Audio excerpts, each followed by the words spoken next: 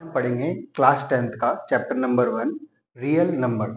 और real numbers को पढ़ने से पहले हमें पढ़ना होगा काफी सारे नंबरों के बारे में, जिनकी शुरुआत मैं भी करता हूँ इंट्रोडक्शन वीडियो में। ठीक है, फर्स्ट है बच्चों, हमें इसके लिए पढ़ना होगा नेचुरल नंबर्स।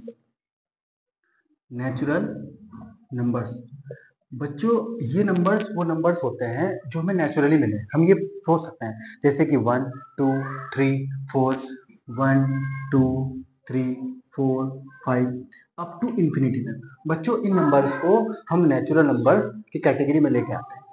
सेकंड है बच्चों होल नंबर।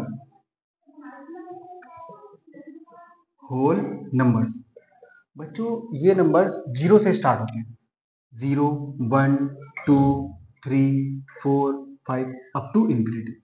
इन सब नंबर्स को हम होल नंबर्स बोलते हैं। इसकी एक शॉर्ट ट्रिक है, जैसे कि हम भूल जाते हैं कई बार कि नेचुरल नंबर और होल नंबर कौन से होते हैं। तो बच्चों होल नंबर की जो स्पेलिंग है उसमें ओ आ रहा है, तो इस ओ को हम कैटेगराइज कर सकते हैं कि हम जीरो से स्टार्ट करेंगे होल नंबर्स को।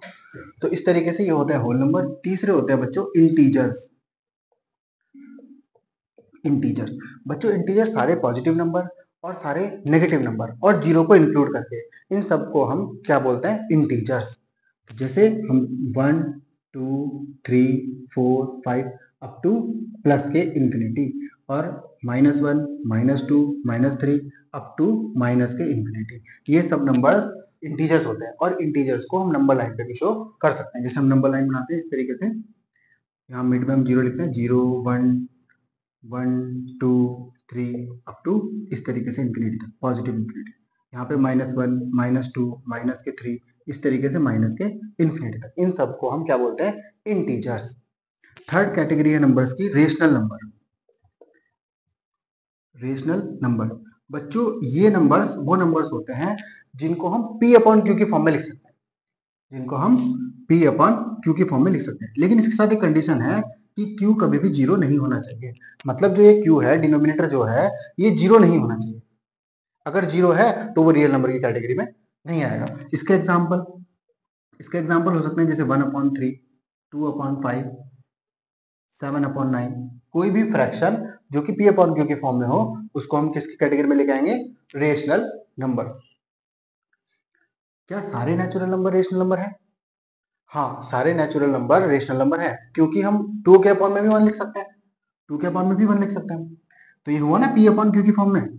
तो इस तरीके से हम सारे नेचुरल नंबर, सारे होल नंबर और सारे इंटीजर्स को भी हम रेशनल नंबर बोल सकते हैं।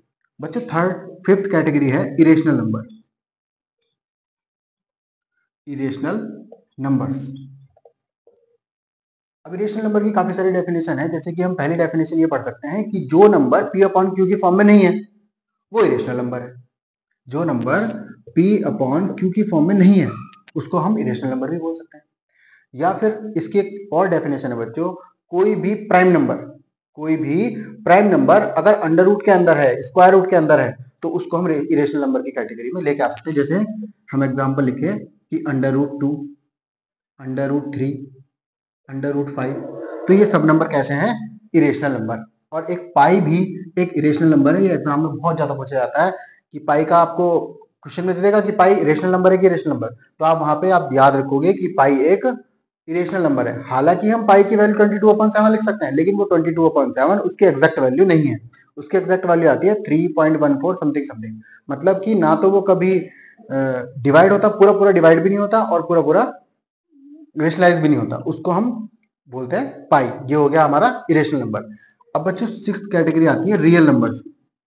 रियल नंबर्स जिनको हमें इस चैप्टर में पढ़ना था, रियल नंबर्स। रियल नंबर्स सारे rational number, all rational numbers and all irrational number. सारे रेशनल नंबर और सारे रेशनल नंबर को अगर मिला दें तो क्या बनेगा, रियल नंबर।